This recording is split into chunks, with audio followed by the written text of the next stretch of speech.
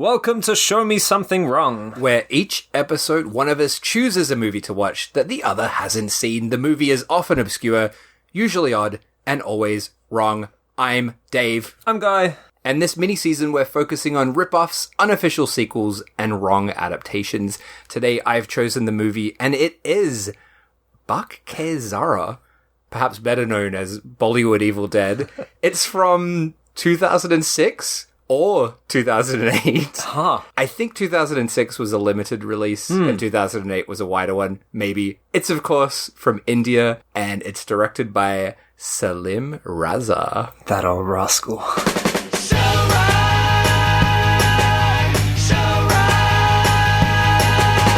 You know what, I watched it, I logged it on Letterboxd, and I didn't actually look at the date, now that you mention it, and I did not know this was as recent as 2006 or 8. I think we could definitely get into that as well. What the fuck? It's pretty insane, isn't it? Yeah. How?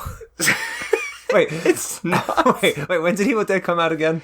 So Evil Dead is... is it 81 or 80 or something? It's I don't know, you're like the Evil Dead guy. It's early 80s, right? Yeah. This is quite some time after. How did it come out 20 years after Evil Dead? And why? Because normally it's like the actual official movie hasn't found its way to the home country yet, so people make their own bastardized versions of the film to profit off of it, right? Sure. How does a rip-off movie get made 20 years after the fact? I don't think Bollywood works the same way as like other places where they try to rush out the rip-off earlier. Okay. I feel like Bollywood's just like, this looks like a good story, let's do this. He's like, I found this great film. Let's just do it. Bollywood style. Well, last time we actually talked Evil Dead, so we don't really need to talk Evil Dead We've done that. today. So let's talk Bollywood. Oh. So, Guy, you rascal, what's your experience with Bollywood? Oh Christ! It doesn't go very deep. I'm not gonna lie. I can't think of. I can only think of one off the top of my head, but I can't say what it is because I have it planned for this podcast. Right. Yeah. Fuck.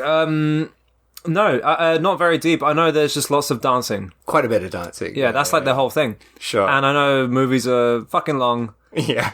because of all the dancing. There are so many films I want to do for the pod that are the Bollywood films, but I just can't do them because they're too long, and we don't have the time to watch a 3.5 hour movie for the pod. I think I was actually going to do it for the podcast before we started the rip-off season. Anyway, even in like season 1, and I believe it's Bollywood. I might be wrong, and if I'm wrong, forgive me. But it's like a Scream rip-off, Right. and I think it's called like Shh. Yeah.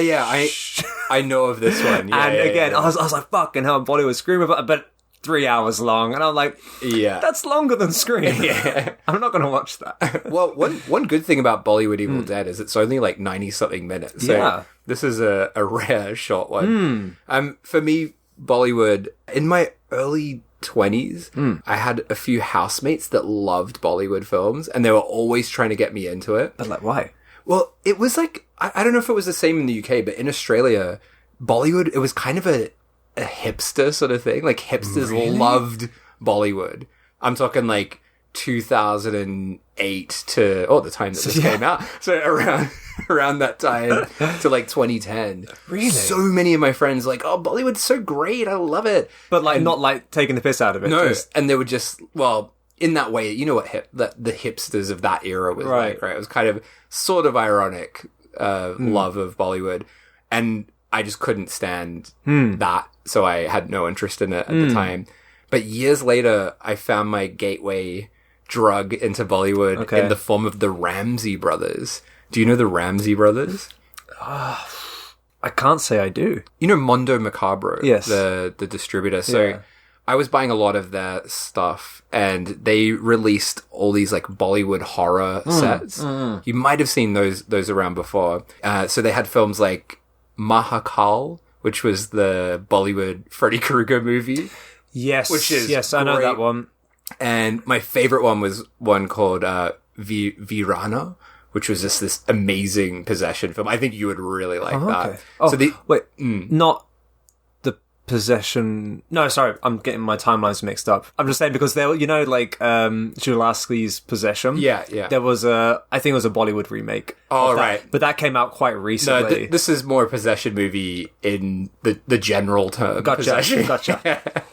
But yeah, these were all directed by the Ramsey brothers, and I just loved them. So I got really hooked on Bollywood horror, and I would go up to the local convenience store, which was run by like an Indian family, and I would just buy like random shitty Bollywood horrors off the shelf. Oh, so they're actually stocking these. Yeah, they would just have them in these like thin little like cases. And I wouldn't know what they were. They often didn't have subtitles. They often didn't even fucking work. Sometimes I'd put them in and it would play like 10 minutes and then stop. But they cost like, $1 or something. Yeah. They're all like bootlegged stuff. But there's just something, and there still is something I just love about these films, the way they recreate Hollywood films, but they're quite limited in what they can show. There's like a lot of restrictions, which sometimes leads to more creativity, I think. Yeah, for sure. They all have like a really fascinating vibe to them. As a side note though, so Bollywood always rips off Hollywood, right? Have you heard of the Bollywood film Dar? Darr? It sounds familiar, but no. This is another one I wanted to do for the pod, but it's this really weird case where Hollywood ripped off Bollywood. Huh. So the film Fear from 1996 with Reese Witherspoon and Marky Mark is a remake of this Bollywood film. Right. And it's absolutely fucked. It's like a stalker horror film. Right. Quite violent and fucked up. Anyway, we'll never do it for the pod because it's too long, but you should really watch that. I think you would love Dar. Dar. Yeah. Interesting. But yeah, one of the DVDs I bought from that convenience store was Bach Ke Zara, the Bollywood Evil Dead. I think it played the whole way through. That was my first question. But yeah, that was the beginning of my love of Bollywood. And after then I did actually start to get into actually good Bollywood films as well. And there are some fucking amazing Bollywood films. Like, they're a commitment. You have to put aside a full night for them. But there are some really, really, really fantastic films. This is not a fantastic Bollywood film. It's not, but it has its charm. It does. So we like to do a lot of research for this pod. And I really fucking struggled with this one, Guy. You told me last week you've been messaging Indian men. Oh my god. So there's nothing about this film. I could find zero information about its production, no articles, no interviews. There's just absolutely nothing. So yes, I went through the credits and looked up every person's name and basically just spent the last month messaging like random Indian guys on Instagram, and most of the time I would get like a polite reply from that person, and they're like, yeah, I'm not the person you're looking for. But I would find people with the same name involved in the film industry on Instagram, but it wasn't the right person involved. But now I've got a whole lot of Indian friends on Instagram. That's great. But I found the director on Instagram as well. Confirmed. Yeah, he's the actual director. Definitely him, because I found his LinkedIn first and tried to contacting him there. No reply. Found him on Instagram. Confirmed it's him because it's the same. Uses the same photos. His Instagram is mostly just selfies of himself that look like they were accidentally taken and uploaded. Yeah. How old is the director, roughly? What would you say? Hard to know. Maybe like 60 or so. Okay. Yeah, and sent him a message. I was really expecting a reply because he's pretty active on there posting his selfies, but nothing. Damn. So I have nothing for you on this film. Did the director continue to make films after this? He's made a couple of films, and yeah, normally if I can't get any information, I would watch the director's other films. I couldn't do that to myself this time. You don't have 7 hours. Yeah, I found them on YouTube, and I flicked through them a bit, and like, if you think this is low budget, his other films are like shot on video, dirt cheap, and yeah. Did he at least like maintain the horror themes or rip-off themes, or are they just completely different? Yeah, all of the ones that I found were horror films. Oh, okay. But I don't know if they were rip-off films because I didn't watch them for long enough to know. But interesting. So he is a genre filmmaker to some degree. To some degree, yeah. He's made a small handful. Of horror films. Yeah. They also didn't have English subtitles, these ones. I'm like, I can't do 3 hours of this. It's funny, and I've made a little note about it, and you may have done as well. But one of the things that I really thought was quite interesting whilst watching this film, not just this film, but I guess you could say this about any Bollywood film. The language they use, I guess the language, well, I assume it would be Hindi. This is Hindi, yeah. Bollywood films are Hindi. But yeah, there's different industries outside of Bollywood that use different languages. Right, yeah. But they throw in a lot of English terminology in there, and they just mix it up willy-nilly. Yeah. And I was like, this is great, because you could be watching it, you could hear like a few English sentences. Yeah. And then just random Hindi, or vice versa. It would be all Hindi, and then it'd be like, "What's up, baby?" Yeah. And I just thought that was really interesting. The way it slips into English is so funny sometimes. It pretty much carries the film for the most part. Yeah, truly. Well, should we get into the film itself then? Yeah. Yeah? Dive right in. Since you got nothing else. Yeah, I've got nothing. So we start with some very intense music that does not fit the vibe of Evil Dead at all. The English words are like, never regret the question why. To make you cry. Never tell a lie until I die. Never regret or ask the question why. Cause Rocky's love makes me high. It sounds like sort of mid-90s, like, shitty dance music or something. I would have probably said it's like, I don't know, fucking like Indian Christina Aguilera or something. Yeah.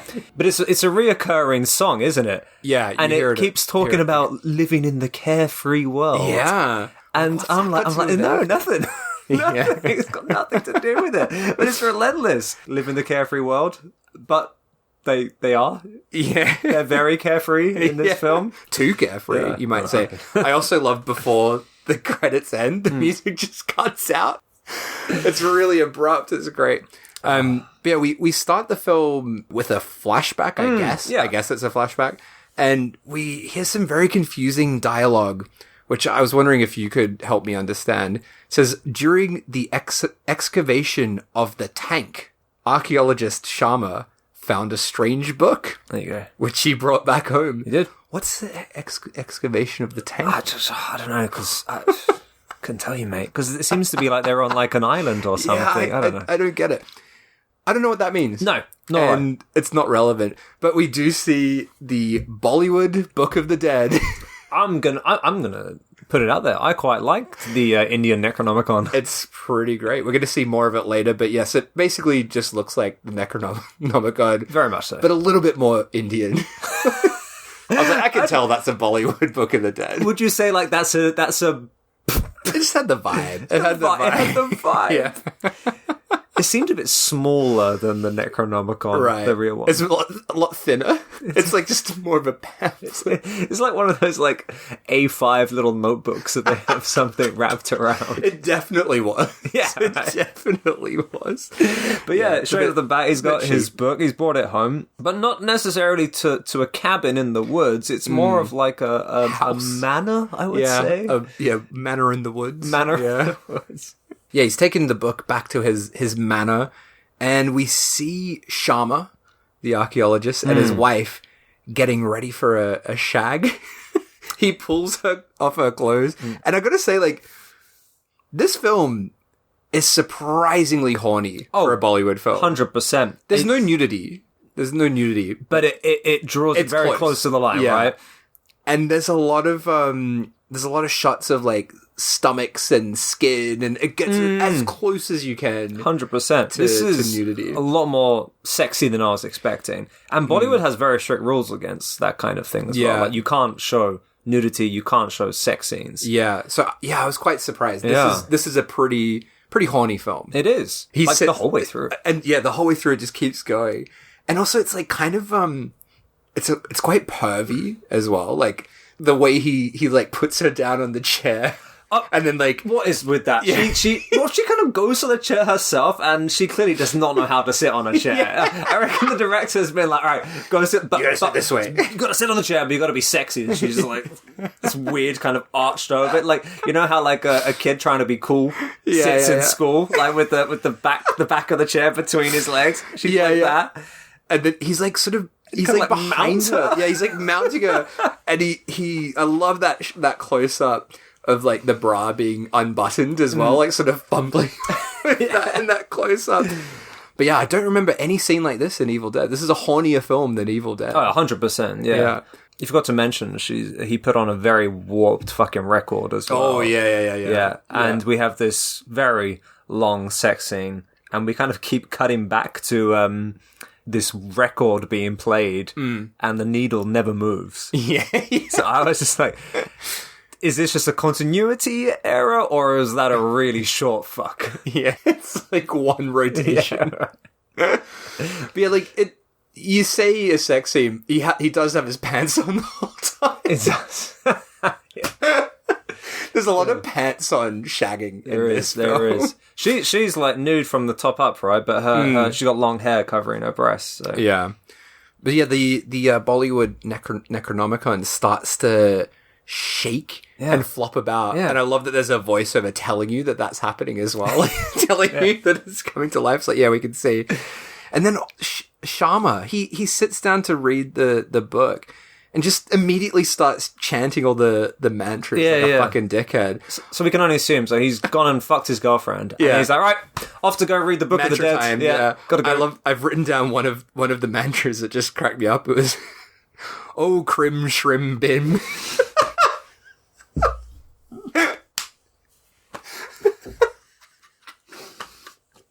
I shouldn't have said that. Oh, dude, I took a sip of my drink at the wrong time. Oh, crim shrim bim. Oh, it just really cracked me up. That's really good.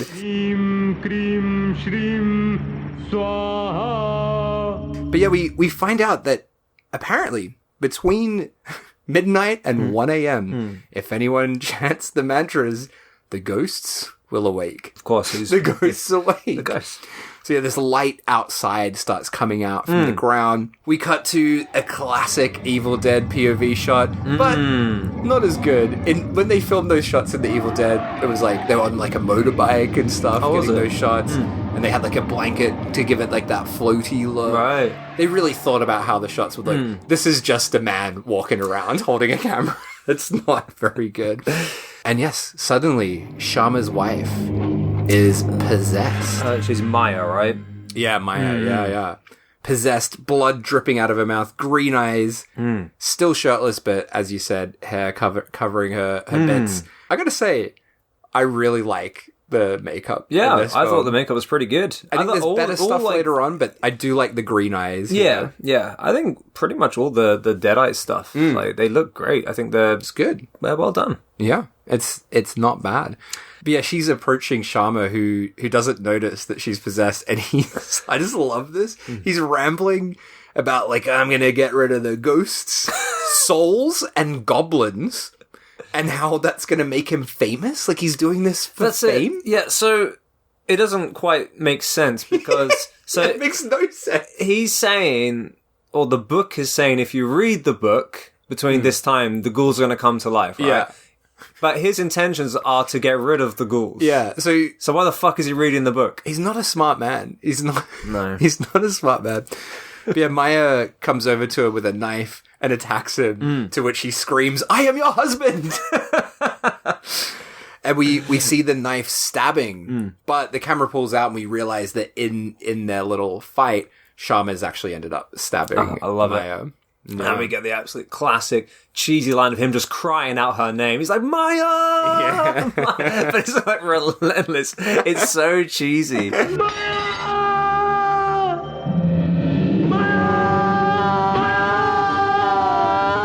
I would love to make something that cheesy. It's great. It's like fall down to your knees with your fists up in the air, screaming in the rain levels of cheesy.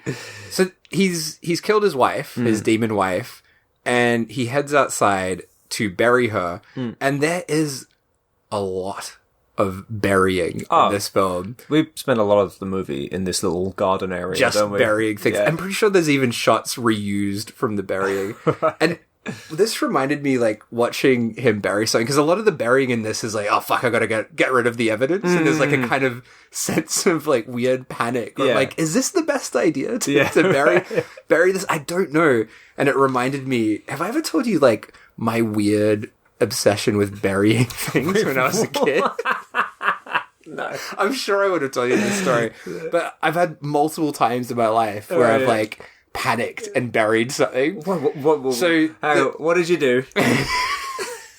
So when I was about, like, way too old to be doing something like this, but I must have been maybe 12 years old. Right. And my mum had bought me some new jeans, and she was like, do not fuck these jeans up. Do not spill, because I was always, like, painting and drawing and stuff. She's like, don't spill paint on it.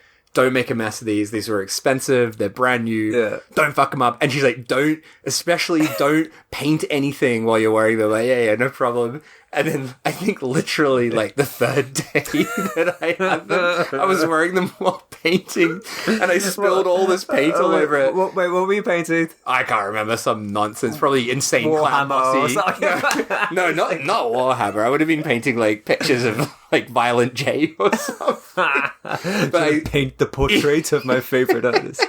But I spilt, paint all over the pants. And instead of just being a normal person and, like, being like, hey, I spilled paint on this, it probably would have come out in the wash. It was probably like watercolors or something. I went out into the garden with a shovel, dug a hole, and buried my pants. And then like the next day, my mum was like, "Where are your jeans? They weren't in the wash." I'm like, "Oh, I don't know. Maybe I left them at school and someone took them." And it's like absolute madness. But there's like multiple cases of me doing stuff like that. Oh, that's so funny. This scene kind of made me feel Did you ever get found out? No, I don't think I've ever told my mum about that. Oh, that is so I should tell her next time I go back. Well, next time she comes to Japan, I'm telling her. Yeah. It's like, what a stupid thing. That's crazy that your mind went there. I know. But yeah, so I was watching that and it just gave me a bit of nostalgia for burying pants in the garden. I also used to bury things. Yeah. Anyway, hey, I've not done any research for this. We need to put something else in here. I need to give the people something. You must be fucked without a garden in Japan now, right? Yeah, what am I going to do? Where am I going to bury it? Under the floorboards? Yes. Yes, he has buried her. She's done. But the moment he leaves, her hands like come up out of the ground. He doesn't see it yet. But like, what a waste of time. That would have taken ages to bury her. I know. How long did it take you to bury your jeans? I can't really remember. I didn't go too deep with him. No. But to think though, sorry to go back to that. But at some point, because that was when I lived in Holland. Yeah. So at some point, when they were like redoing that garden, because I went back to that house and it had been redone. Yeah. So at some point, they would have done those pants. You knock on the door. Have you seen my fucking pants? What were they thinking? Yeah. All right, so I gotta say, in this next scene, so Maya's come back up from the grave, and what's his name? Sharma. He's just at the window, just like looking out, probably reminiscing about his murder. That was funny. Girlfriend. Did you notice there's a massive fucking bug that crawls up the bars? I didn't see that. Didn't notice it. That just like took all my attention. Whoa, what's that bug? Oh, what's that bug? How big are we talking? Like fist size? No, it's not that big, but it's big, pretty big. It's big enough for me to be only see that to be in this shot. But it's because there are bars up the window, right? And he's just looking out from inside the room. The shot is from outside in the garden or whatever, looking in. So the bars are on the outside in front of him, and it just crawls up the whole bar from bottom to top. Yeah, that's quite spooky. It's not spooky. I just thought it was weird. I was just thinking, what the fuck is this bug? Also, the scene as well, like he's writing all this down in his diary, right? Yeah. There's something very funny. I think just like a funny difference between this and Evil Dead. So in Evil Dead, where they find the recording, it makes sense that he's made that recording, because it's like, you can tell it's happened over a long period of time, and it's a really fucking horrible thing that's happened. Here it's like, he's buried his wife, and he's immediately gone to his fucking diary. Oh, dear diary. today I killed my wife. There's just something extremely funny about that's where his mind goes straight away. Yeah. And it's not even important, that writing. We don't even see that later on. We don't, do we? No. There's like no relevance to that whatsoever. But anyway, his writing is interrupted by his demon wife. Yeah, she now has a fucking axe as well. Yeah. It's like a very conveniently placed weapon. There's a lot of convenient yeah. weapons, even more so than Evil Dead. So she goes to chop him, and just as the axe comes down, we cut to a random stomach, naked stomach flopping about, and I'm like, whoa, Oh, yeah. what's going on? And then we just cut into this absolutely insane and completely incongruous dance number that has nothing to do with anything. That it feels like it's been accidentally like added to this it film. does, doesn't it? Like if you've got like a VHS tape, you accidentally hit record over something, and it's this insane song. I guess the same song we heard earlier, where it's this woman dancing around with a bunch of open-shirted hunks. Yeah. Is all I could say about them. But this lady, I think she's like the one famous person in Right. this, I think this is Rakhi Sawant. Okay. So she is like a famous Indian media personality, actress and dancer. Right. And I think that this sequence is like a special appearance, right? Ah, right. So maybe- she's not actually an actor in this film. No, we don't see her at that's all. what I wanted That's to it. confirm, Yeah, because yeah. it's like I said, it's so out of place, and it's a fucking music video, right? And she's so heavily caked in makeup. Yeah. So I couldn't tell if it was actually one of the characters, doing a side job as a pop star before she goes on holiday to the manor in the woods. It's quite insane. She's just there singing the Carefree World That's it. song. And there's so much funny shit in this song, though. Like all the muscle hunks around her. Yeah. That bit where they're spraying her with water bottles. A lot of hats and bandanas going on. Yeah, muscle boys everywhere. The best cut is like we suddenly cut like one of the muscle guys in mud. Yeah. Like caked in mud, crawling around. Yeah, what's that about? It's insane. Like you said, it's so disconnected from anything else in this film. I almost wonder, was this even filmed for this movie? Like, I wonder if this was just something that had been filmed, like a music video, and they got permission to put it in because she was a big star. Because it has nothing to do with anything. No. I love it. Do but you? I do. Because it's so fucking funny to cut. Like, the fact that this is in between Evil Dead stuff. It's just so funny. Yeah. But to me, like, this whole sequence, like, feels more like early 2000s than like, 2006 or It does, 2008. yeah. But yeah, like, when you were watching this film, like, when did you think it was from? Like, Like I without said, knowing like- the date, right? I would have said it would have been like fucking hell, early 90s, based on the Evil Dead stuff, right? Yeah, I totally agree with that. The Evil Dead stuff looks much older. Like, it looks...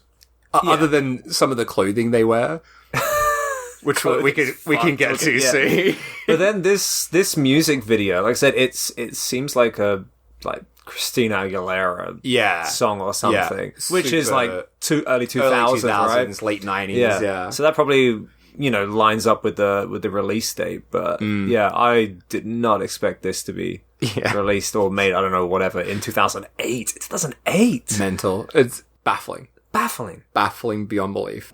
So then we cut from this mad dance scene and we go back to the manor. So now we're in modern day. Yeah, so now we're in the present day.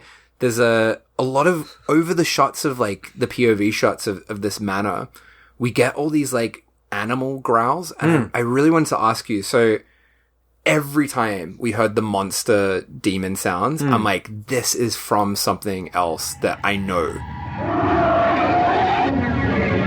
But I couldn't fucking work out what it was. And I actually watched like scenes from The Thing and like other movies to see if it was from that. Really? And I know it is 100% stolen from another movie because that's what they do in Bollywood. Yeah. But I just could not pinpoint what it was. Did it ring any bells for you? The growl sounds? No.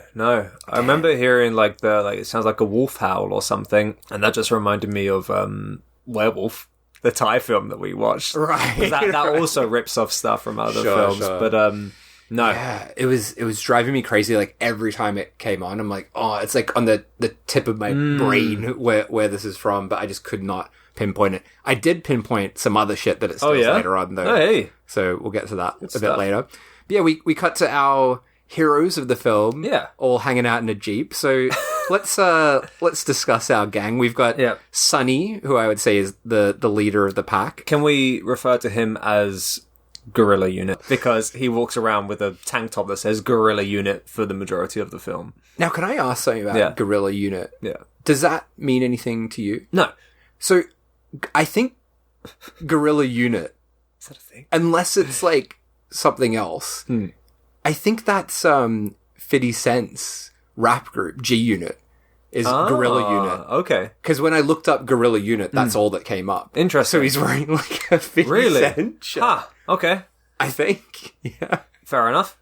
He's the hunk of the group, I guess you would say. I suppose, yeah, in a way. I guess there's only two men in the group, and he'd be the hunk of that group. He's the somewhat hunkier. He's a bit of a macho man. He's got long hair. Long hair. He doesn't really look like Ash, but no, he is the Ash. He's of the Ash film, character. for sure. Yeah. So then, Guerrilla Unit's girlfriend Nicole, and I want to talk about her a bit later. Okay. Because I'm obsessed with her character. Okay. Then we've got Raja.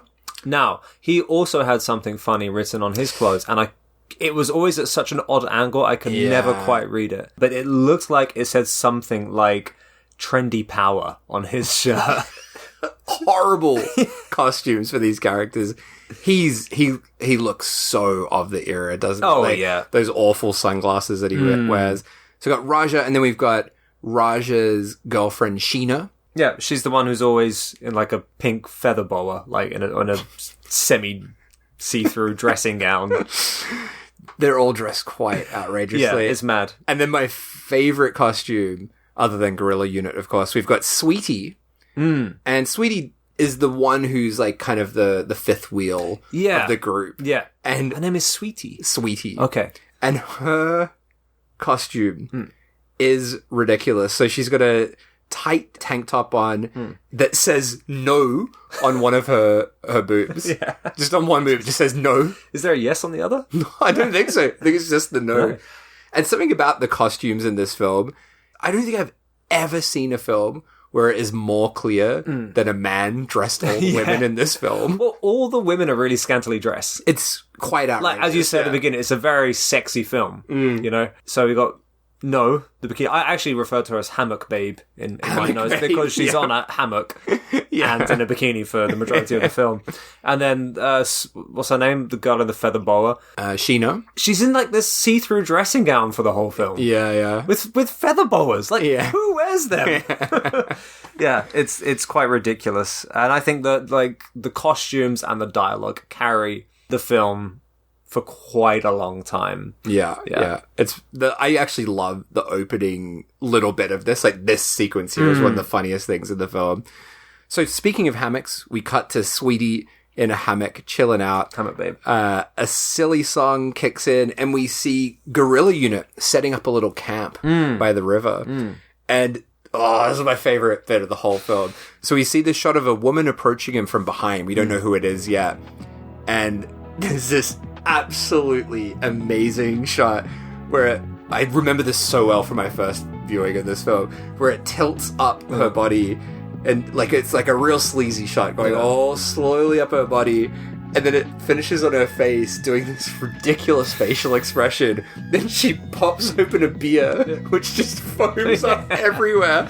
And then she seems to get bitten by a bug, and she like slaps her shoulder. She's like, ugh. She like twitches and then slaps her shoulder. It's fucking insane. And while this is happening, we're cutting away to Sonny, who is just like super horny, and his eyes are just, he's got real fuck eyes in this scene. It's really, it's kind of frightening how intense it is. Yeah. And he goes over to kiss her, and he's like pulling her hands behind her back and kissing her. It's really fucking full on. And Raja's just like watching this, like Come on, Sonny, and then he throws down his girlfriend Nicole. He throws her down into the Jeep, pulls off her clothes, starts like kissing her all over her body. It's so horny. He takes off his shirt, and I'm like, are they gonna fuck in this Jeep just in front of their friends? And Sweetie's just like watching this, like nothing out of the ordinary. It's happening. Weird. They really focus on the sex more than the story. Yeah, and like it's not I think the thing that makes it funnier is it's like not quite sex, right? It's sort of like bodies flopping, like with pants on, flopping on top of each other. And then while this is happening, Sheena shows up in her tiny little shorts. Crawls over to Raja, offers him a beer, and he like flips her over and just starts like making out with her. And the whole time she's like, "I love you, Raja. I love you, Raja. I love you, Raja. I love you, Raja." And he just doesn't say anything. He's just kissing her all over. So you got these two couples like going at it. Oh man! And then Hammer Babe reading a book with "no" written on her tit. I guess that's what the "no" is. I guess so. Dude, that would be a shitty holiday, wouldn't it? Yeah, I feel very sorry for her. So then we cut to the shitty Evil Dead That's POV. it. She gets like approached by the force camera thing, and we get another fucking song that kicks in. And there's a random fucking ghost in the forest who starts enticing Hammock Babe over to the manor where the stuff at the beginning of the film happened. And she's in like this white, long, flowing dress, indie music playing. It's just another excuse for a musical number, but yeah, it guides her over, and there's a voice telling her to come inside the manor. Yeah. And says the manor, I don't know, there's a voice that comes from it. Yeah. We don't know from who. Don't know what that is. Says, I've been waiting for you for many years. She runs off into the forest. We get the chase scene from the camera. She falls, and this is where I thought we were going to get the tree rape scene. I was like, here it comes. Not yet. No. Not for quite some time.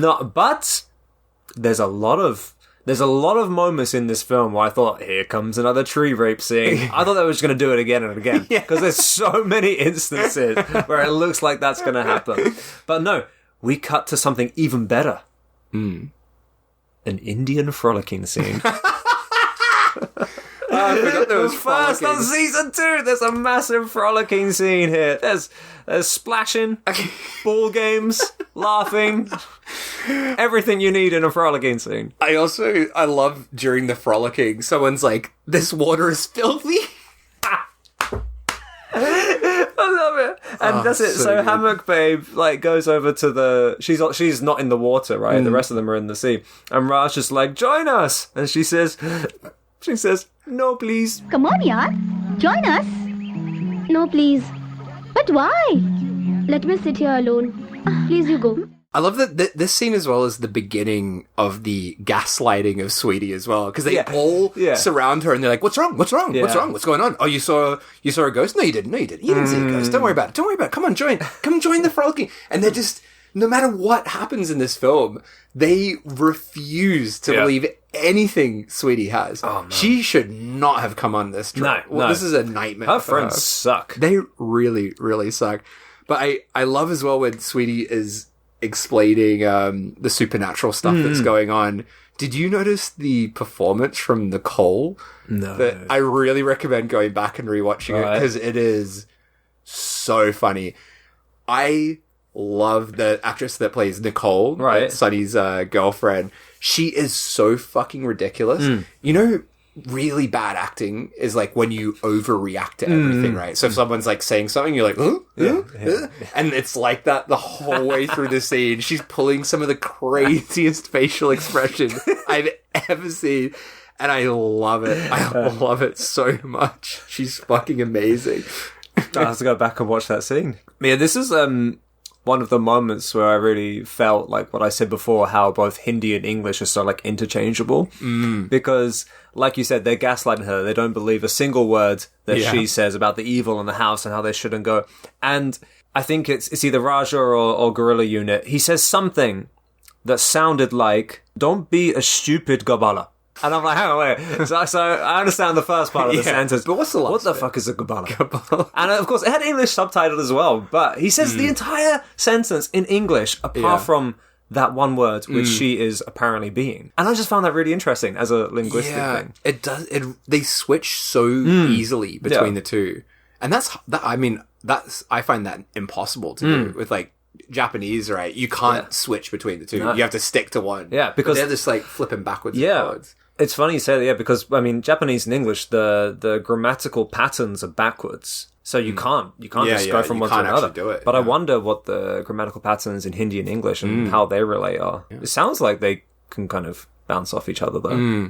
But the English is really great. Like it's so funny. Like when it just slips, it's like, whoa, okay, that came out of nowhere. Don't be a stupid gabala. So we cut to Nicole and Sheena. They're collecting firewood. I thought this was quite funny, actually. Oh yeah, yeah, because you got two babes in bikinis in the middle of a forest. Just grabbing a piece of wood. It's like we're back to fucking hunter-gatherer times. Yeah. There's two babes. They're in fucking bikinis. They're just picking up wood off the floor. And I'm like, where are the men? And yeah, they get chased down by the Evil Dead POV shot and run off in a panic. They go to warn Raja and Guerrilla Unit.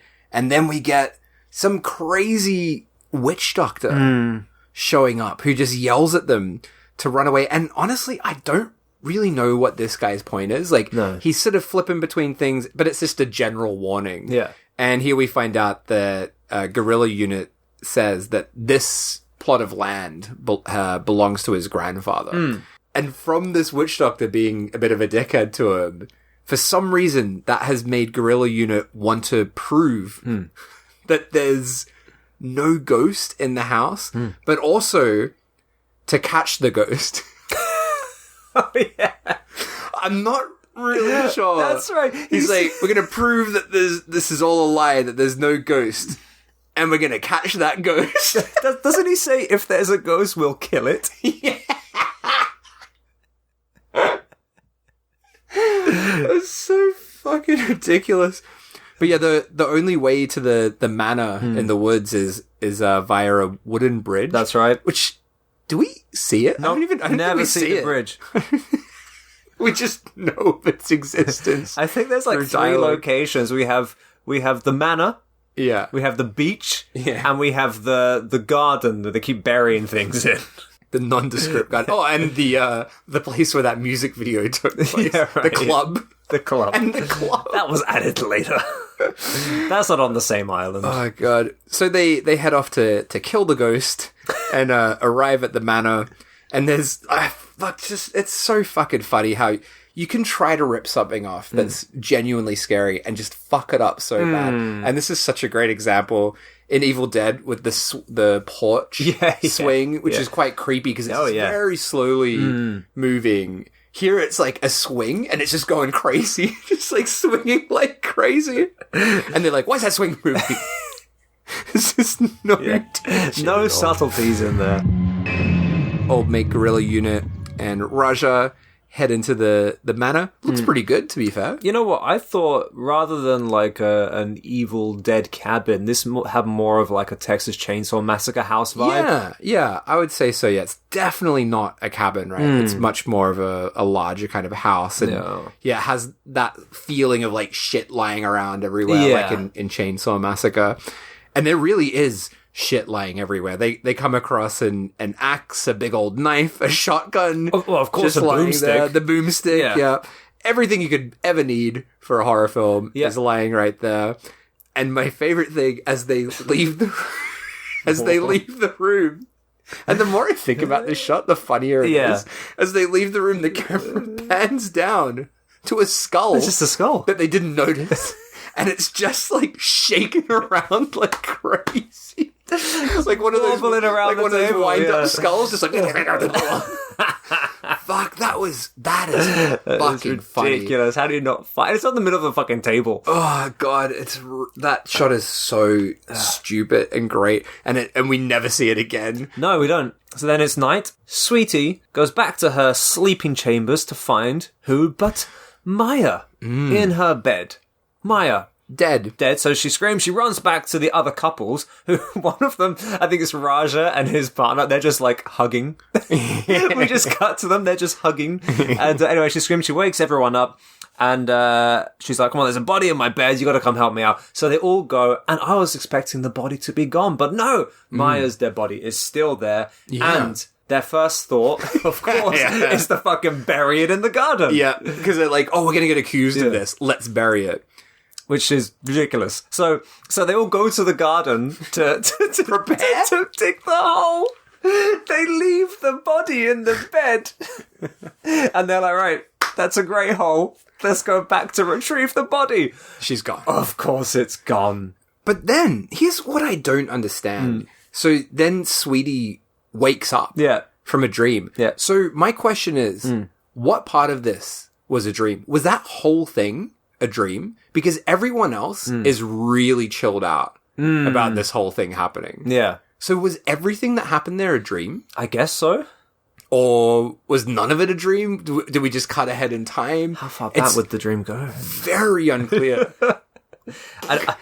I think you're thinking about it more than the actual director. But I do think there's like a lot of this sort of stuff where it's like, I think some bits are supposed to be dreams, and usually in a movie you can tell. You cannot tell in this film. No.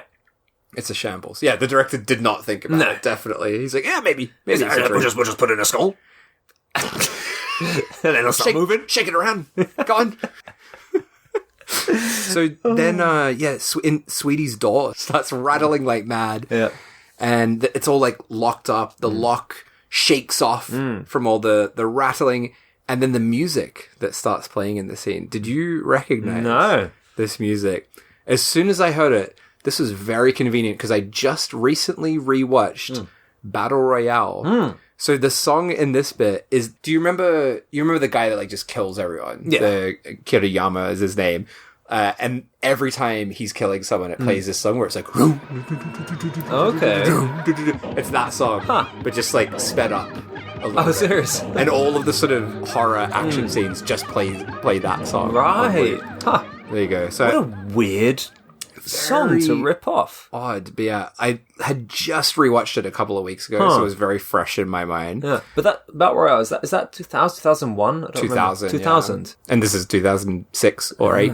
Weird. It's very weird, right? That's just so weird. I would say all the music in this is ripped off something, but I just don't recognize what it is. But yes, Sonny's screaming has woken everyone up, and they look at this door that has been shaken open. But they're all still convinced it's nothing supernatural. And Sonny goes in to investigate in this room that's opened up.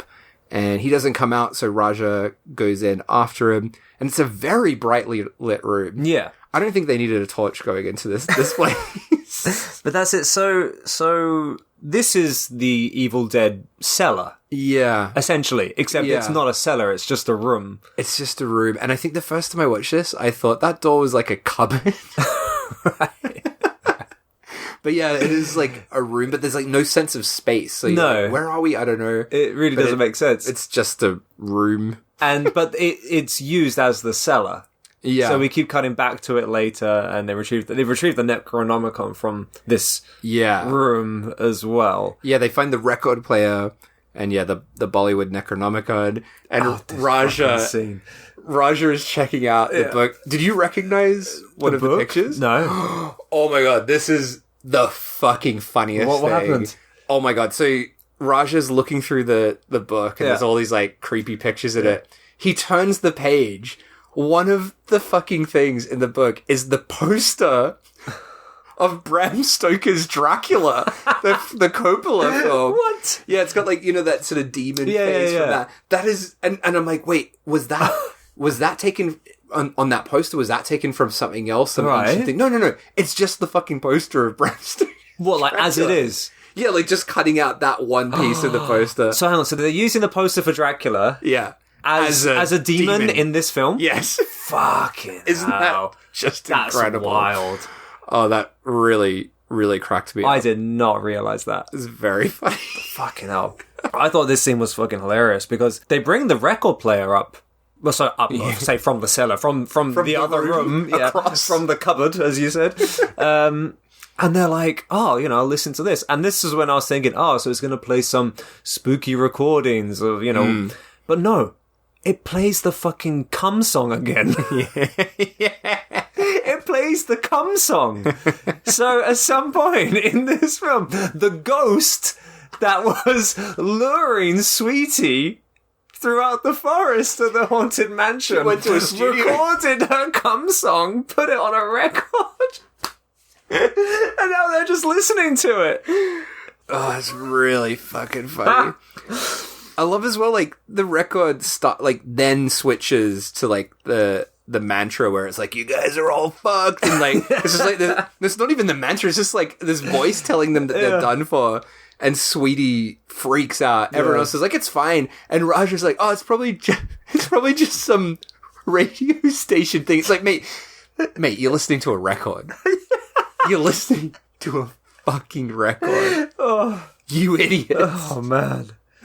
Oh, God. Oh, dearie me. And then don't we have, like, another music video in the forest? Yeah, that's right. We hear some music, and once again, the ghost lady is singing a song. This is a new one, though, right? She's like, I am a living corpse, I think is the lyrics. I'm like, oh, this is somewhat more appropriate. I gotta say, like, the songs in great Bollywood films are excellent. These songs are they're not bangers. They're not awful. No. They're not bangers. I mean, the thing is with the dance scenes in Bollywood films is they are normally accompanied by a great, like, dance routine as well. You have some great choreography.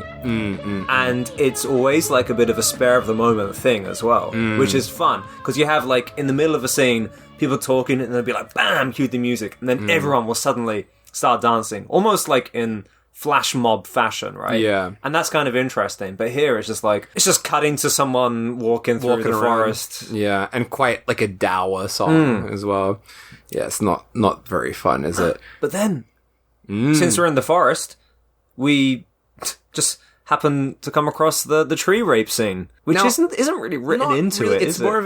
It's more of a tree entwining.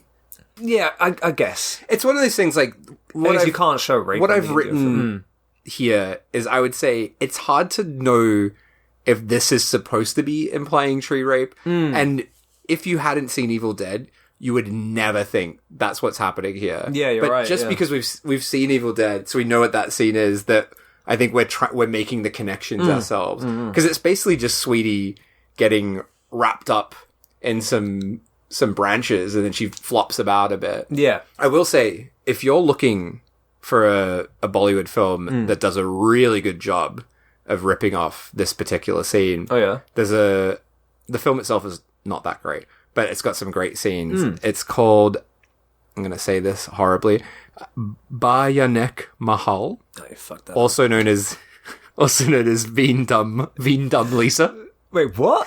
Veendam Lisa. Okay. So this is a late 80s. Is that the English title? I don't know. This has got these two titles. Right. This is a late 80s Bollywood film directed by someone called Baby. just Baby. Just one name, Baby? Yeah. Oh, wow.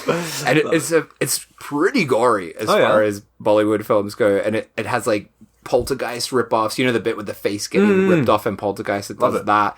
But it has the tree attack scene.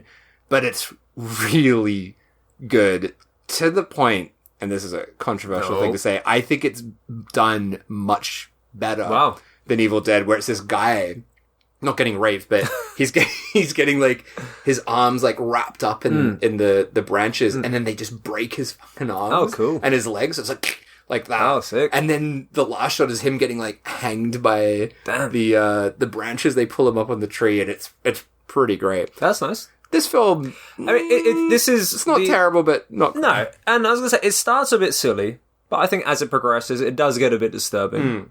But the entire thing is just made through reverse photography, isn't it? Yeah. So it's just like pulling vines off a girl and then reversing the footage. So it's not the most realistic tree rape scene. It's not that many, but it wasn't bad. 3, including the one that you just said. That's more of a tree whopping.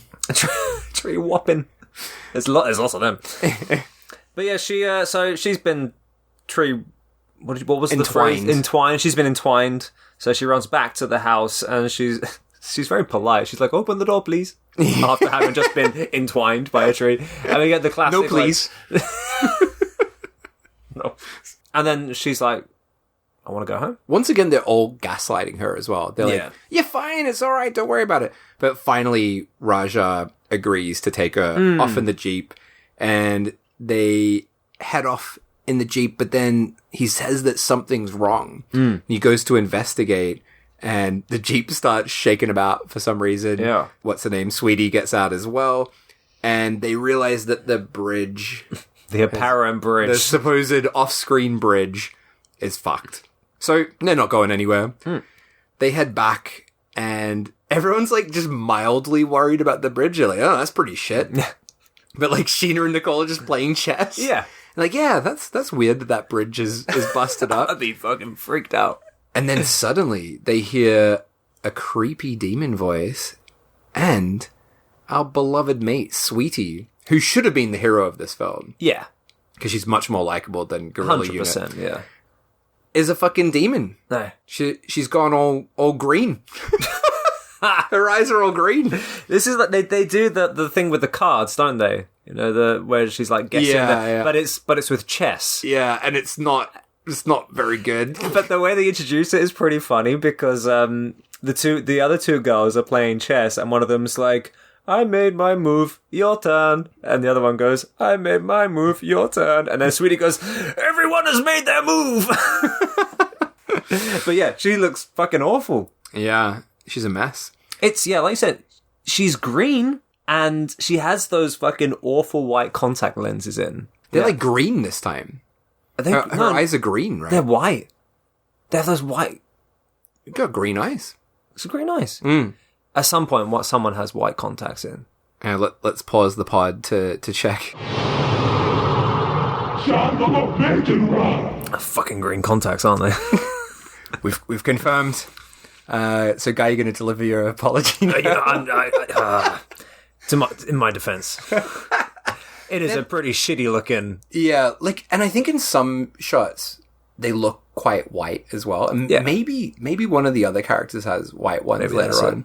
I don't know if I told you, but those white contacts, that's one of my pet peeves in horror films. I fucking I hate them so much. Do you mean like the full? No, they look good. So the contacts in the original Evil Dead look fucking great because they're like those full eyeball glass ones, right? Yeah. But the ones that get used so much, they're just like just the iris, white ones that cover the iris, and you still see the pupil coming through, and they just look so cheap and shit. And I've seen so many times, so many instances throughout films when all the makeup looks incredible, but the eyes always just give them away. You got to have the full. You got to do the whole thing. I think you just leave the eyes as they are sometimes. I think those 'cause you can see the contact like on top of the eye as well. Yeah. It just looks awful. It's very, very obvious, isn't it? I have used them before, though. You fucker. It was for a comedy, though, so sorry. That's all right. I forgive you. So, her eyes are green. And she's collapsed on the ground, wobbling about. And we see her hand moving towards her. Not a pencil. Fork? But a fork. What? It's another conveniently placed fork. Why is there a fork on the floor? Like, no one was even eating. That's a fucking good point. I didn't even think of that. It's hilarious.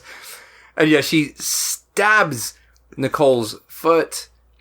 It's off screen, though. We don't see any of it, which creates quite a baffling scene because they're all like fumbling around to help Nicole. But because they can't cut to the violence itself...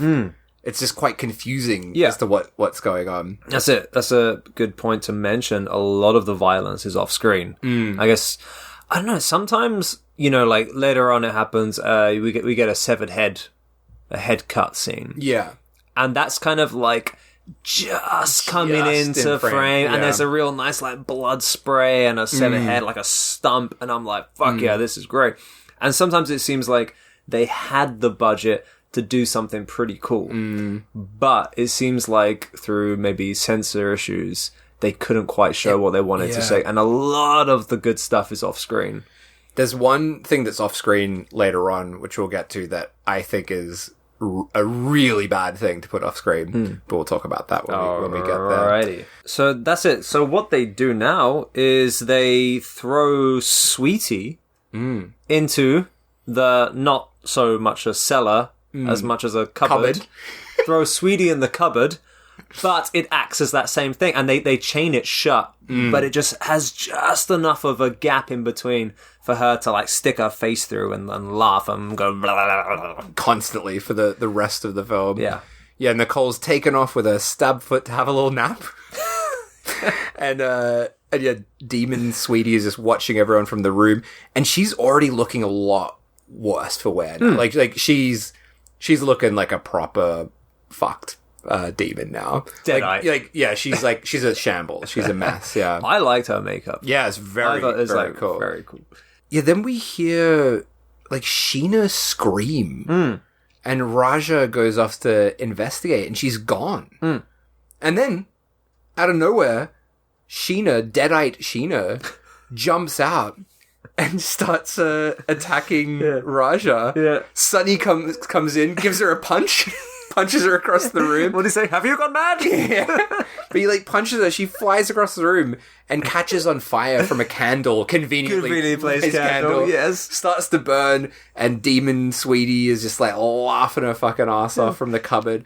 And I really love this. There's a shot here that is so cheap, but I loved it as well, where it's just a wide, and you just see how close everyone is to each other. Right. It's a wide that has all of this in, with just the Sweetie at the door. You got Raja and Sunny. We got the burnt Sheena there, and it's quite claustrophobic, right? And looks like crap, but it also I found it kind of fun as well. So she just got caught on fire by this conveniently placed candle, and in the next scene she's not on fire anymore, and we never quite see what happened. But she has been burnt to a crisp though. She's a bit blackened. Yeah, she's very blackened and burnt. And Raja, I love this so much.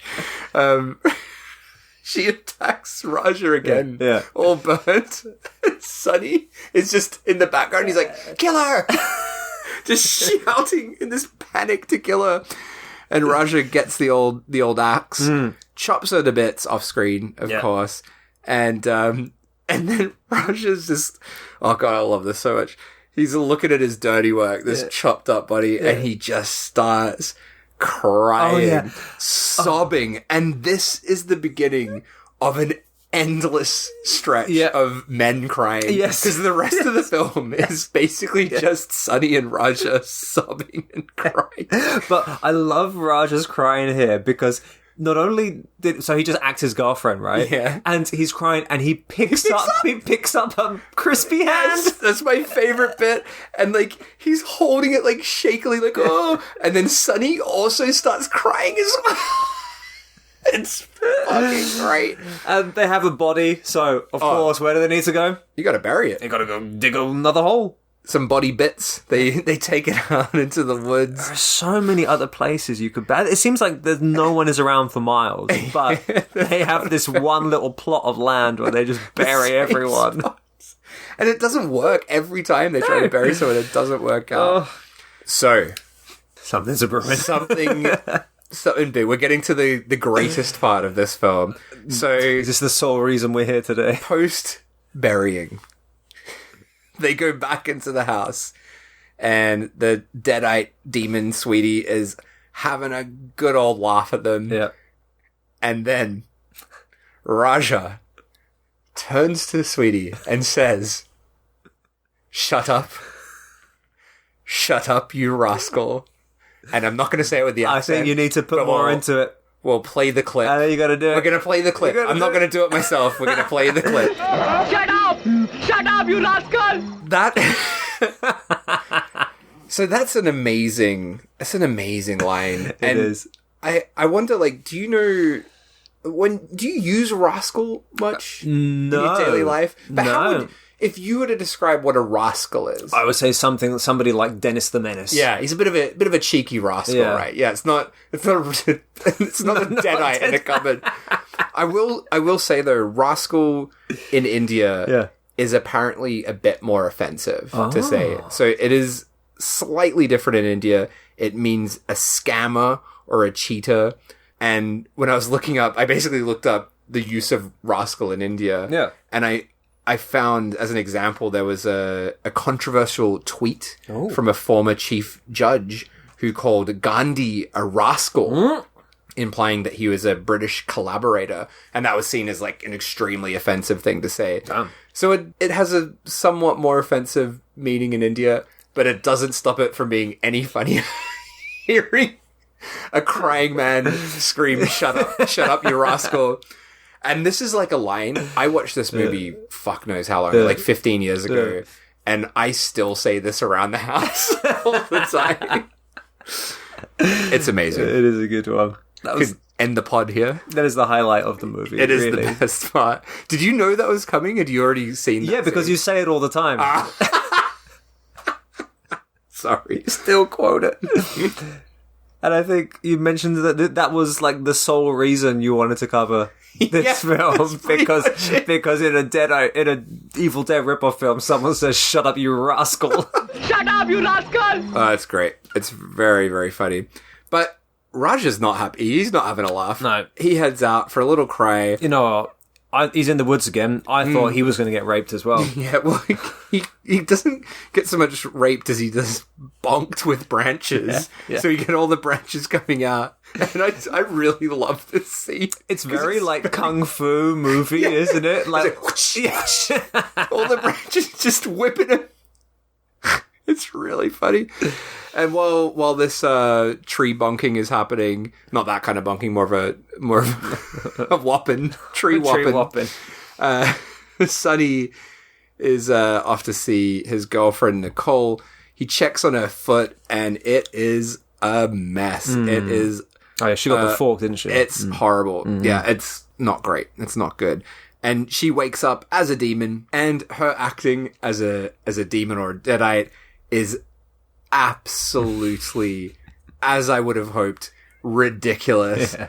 Proving that she is the best and worst actor in this film. Her arms are like flailing around like crazy. Is she the one who, like, when she walks, she's like crackling? Yes, oh yeah, she's great. I loved it. It's so good. She is chewing every fucking inch of scenery in the scene. It's so fucking good. And so she's a deadite. Raja comes back in, smashed to smithereens. He's been raped by a tree, definitely. It was off screen. It all is. And he's fucked. Deadite Sweetie is having a good old laugh at this. And I love in this scene as well, like Sonny says Raja's name about 100 times. She's like, Raja. Yeah. And Nicole heads into the room. She's all fucked and walking around like a zombie. Kind of like an Evil Dead. She like sits down on the floor and starts doing the kind of just sitting there, cackling away, which Sonny says. Now, the subtitles say, "Shut up, you witch." Did you hear witch? No. I heard bitch. Yeah. Shut up, you bitch! Yeah, Raja seems to die at this point. I guess he's been just bonked he's to had enough, smithereens. yeah. He's had enough. He's given up. His girlfriend's been burnt. He's been bonked. He's done. Yeah, Sonny heads over to his girlfriend, starts whacking her about, beating her up. Is this when he gets the shotgun? Yeah, he gets the shotgun out. He just fucking shoots her. Not quite yet. He holds it to her head, and she turns back to normal, just like an Evil Dead. That's right. Yeah, and then Sweetie is also supposedly back to normal, and he goes to open the door, but no, of course she's still a demon, and of course Nicole's still a demon. So he goes back to beating her up and drags her outside, which was a mistake because outside, what has she found? Is there a knife? Yeah, big, massive, conveniently placed knife. Conveniently placed knife. And much like the earlier scene, in the struggle, he flips around the knife and stabs her instead. So, drags her out again. There's a lot of dragging in this film. Back to the garden, dig another hole. It starts the burying process, which he must be very good at. Yeah. We can only imagine he's very good at burying. Yes. At this, he's worked out the fastest way to do it. I'm even filling the hole by this point. And we get that Evil Dead thing of Nicole's eyes are like opening when he's looking away, all that sort of stuff. Whilst he's digging the hole. Meanwhile, inside, Sweetie is like biting through the chains. She is, on isn't the door. she? Yeah, I thought it was great. It's pretty great. Yeah, Sonny buries Nicole, but almost immediately, like seconds after he's buried her, she bursts out of the grave, starts attacking him, and it's so quick. It's almost kind of baffling. Like, I was like, wait, what's going on? It's so fast. And he grabs the axe, and this is the shot you mentioned before, right, where he chops her head off. And as you said, we kind of see it. It's like in the corner of the frame. It's not in detail, but you see a little stump. Yeah. Just the top of it. It is good. It's kind of like a payoff shot as well. You're like, fuck yeah, like we finally get some special effects. We had some good makeup, but everything has been off screen. Yeah, it's like maybe the only on-screen effect, I think. I guess so, yeah. I think it could be. So he's chopped off his girlfriend's head. He goes back inside, and Sweetie's gone. Yep. She's not there. She's stumbling about outside. Oh, this fucking shot is so good. Because it's like a tracking shot of her just like walking through the courtyard, cackling away like a madman. And kind of wide as well. Yeah, right? I really liked it. Yeah. I think this is probably my favourite shot in the whole film because it's just so ridiculous. And we've had her laughing like a madman for the last fucking 20 minutes by now. And I think this film and the last 20 minutes up until this point and a little bit more on from here, it really does the whole like insanity building stuff well. And I think that's probably its best merit. It just keeps building and building, and like you said, with the men crying and crying. You got the Deadites laughing like children, like tormentingly, and then you have like Sweetie, who's now cackling away, walking through the courtyards, and all story and dialogue is now just gone. And everyone is either screaming, crying, or laughing, and it just continues like that. And I really liked it right up until the end. But yeah, he grabs the shotgun, blasts her, but that doesn't do much at all. She's right back attacking him again. They have a little wrestling match. Raja turns into a Deadite as well and starts flinging Sunny about quite intensely, which is pretty great. A candle is knocked over, starts a fire. Sweetie grabs the gun, the shotgun, and starts beating up Sunny, which is pretty great, while Raja's like holding him down. And Sunny gets the book of the Dead, Bollywood Book of the Dead, and throws it. We've got to be clear that it's the Bollywood Book of the Dead, and throws it into the fire. Much like in the original film. Raja, this is the worst part, I would say, of the whole film. So Raja, you're like, oh, here we go. They're going to melt and die or whatever. All we get is a shot of Raja starting with a bit of milk dribbling out of his mouth. I think that's the tree semen. Sweetie.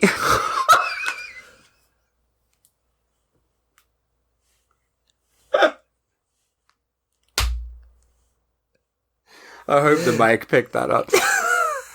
Oh, fuck it. Oh. So yes, the tree semen dribbling out of Raja's mouth. And now, if we had to pick one of the Deadite demons to be the main one in this film, it's definitely Sweetie. Oh, yeah. And we don't see her die. It's off screen. That's it. So the book's burning and we don't see Sweetie again. Doesn't like Gorilla Unit, he's just like looking down at something off screen. Yeah. So it's all just like fucking off screen, which is really shit. Like no payoff there at all. But yeah, Sunny bumbles out of the house, having a big old cry, still sobbing away. And then we cut to the Bollywood Evil Dead POV shot, blasting through the woods, approaching Sunny. And then I quite like this last bit.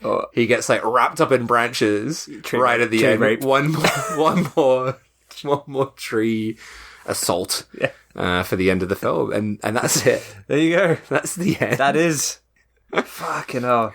So as I said, I don't have any more information about this film for you. There's really nothing. It did seem to play at a few festivals. Really? Weirdly enough. What, like officially submitted or just like randomly I don't know, because there were like screenings listed on IMDb that were like a number of years later, so it might have been perhaps more of like an ironic kind of screening. Yeah. I do have some information on recent developments of further Indian Evil Dead films. Now this is weird. Okay.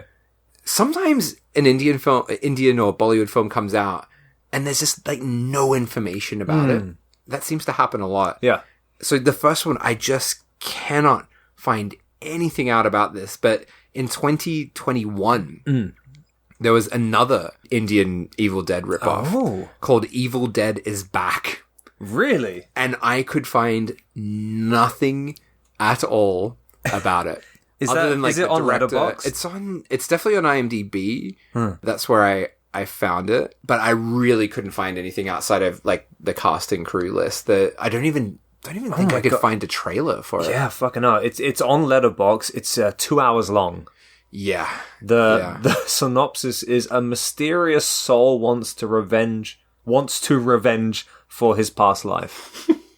On top of that, also maybe in 2021 or 2022, couldn't work out the exact date because there was a few different listings.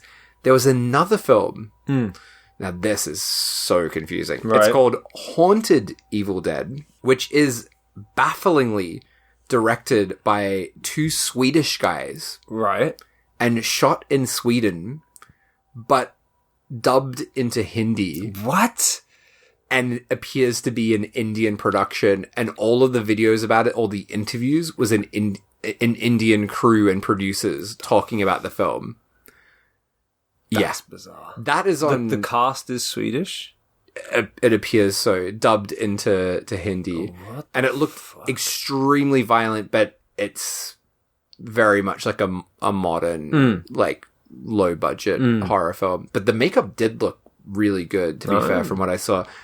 I think that whole film, when I checked this recently, was all on YouTube as well. Oh, really? So if you wanna sit through that, there's that. So recently, there's been these two other Evil Dead ripoffs. How odd. When did that Evil Dead Rise film come out? Was it like 20? Let's have a look. 2023. Yeah. So these ones like are before that. So maybe that was more of a case of trying to beat that film to its release. But there you go. The legacy of Evil Dead continues. It does, yeah. All the way to Sweden. It's funny, like, talking about Bollywood Evil Dead, this Bollywood Evil Dead. I actually do quite love this film. I do love it. I've seen it so many times now as well. Yeah, there's a lot of fun to be had with it. Yeah. It's not a good film. No, but it's objectively shit. There's a lot of fun to be had, and that is purely through the ridiculous dialogue, the ridiculous costumes, the dance and song numbers. Yeah. The stuff that they don't help the film as a film, but as someone, for lack of better words, mocking the film and there just to have a good time and laugh at its ridiculousness, they do a lot of good. I think the best parts of this film, I think like the first little bit is great.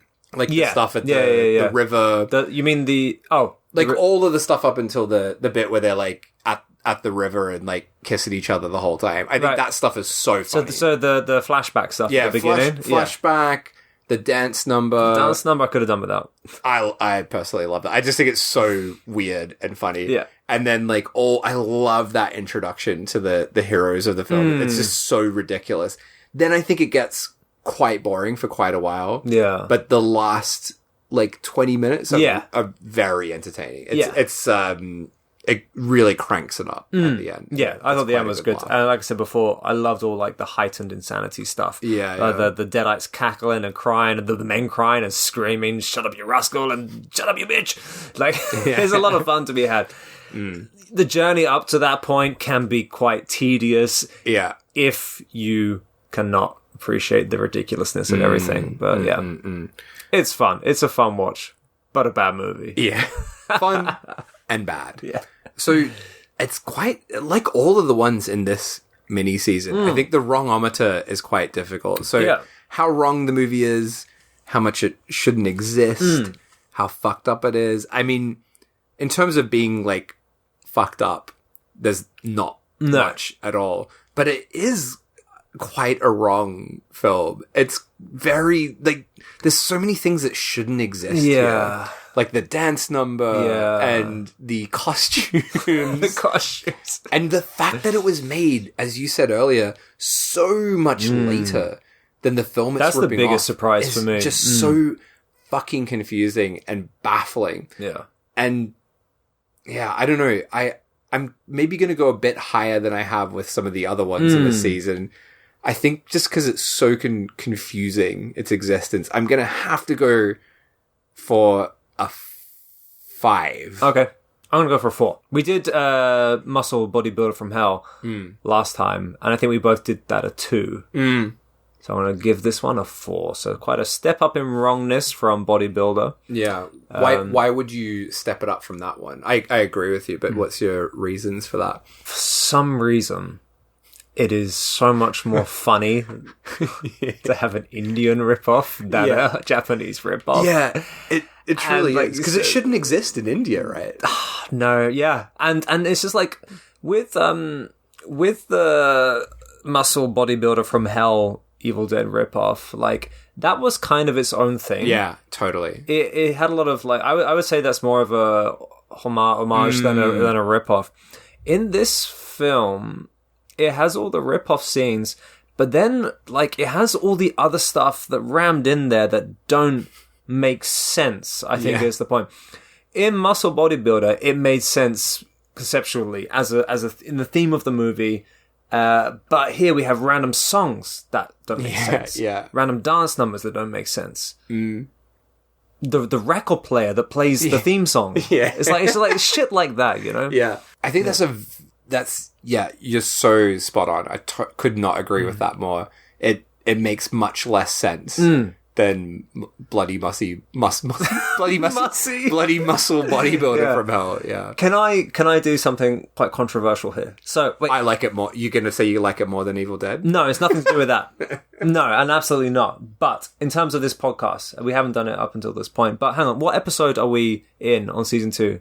Like right now, 54. No, for season 2. For season 2, 4. This is okay. So I'm already very late to the game. Too late to the game. But can I introduce a new scale? Yeah. Okay. A remake-ometer. How close it is to the original. Oh, right. Oh, that's a good idea. Yeah. So we have wrongometer and remakeometer. Just for fun. Like, how well does it recreate? Or how close of a remake would you say? How much of a rip-off it is? Yeah. Yeah. So Bloody Muscle Bodybuilder from Hell would be... I think that'd be like quite high.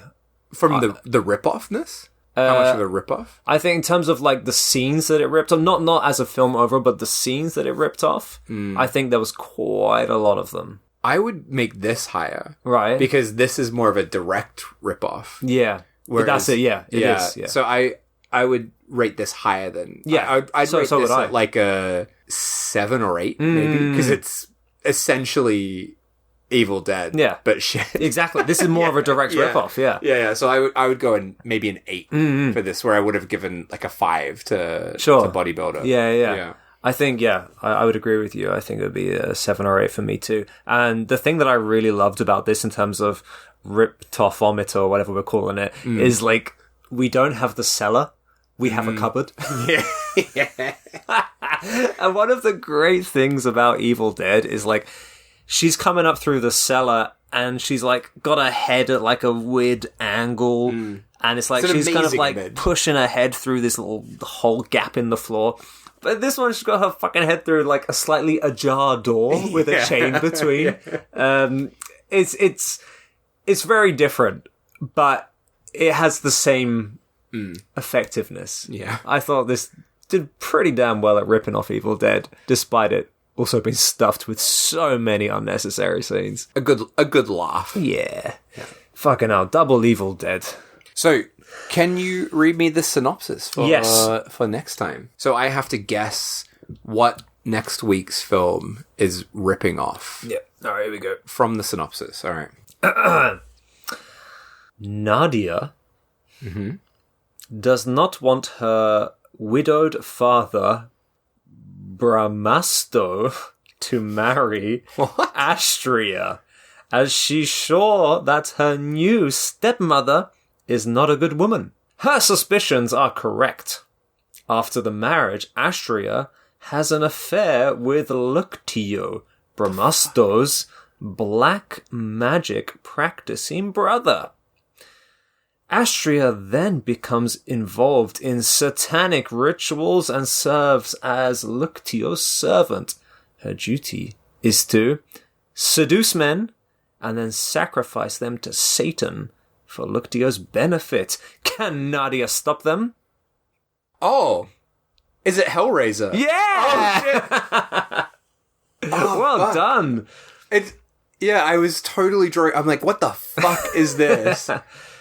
There's a lot of names in there. Yeah, okay. But yeah, black magic, satanic sacrifices. We are visiting Spirit, aka Ra, the Hellraiser ripoff from 1989 from Indonesia. Exciting. Exactly. Oh boy. Yep. I'm pumped. Yeah.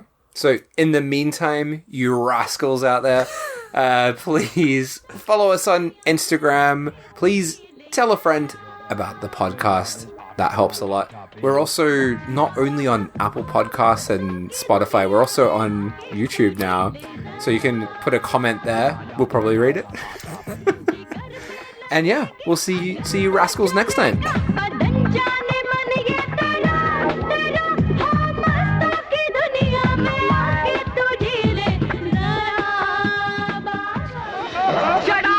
Shut up, you rascal!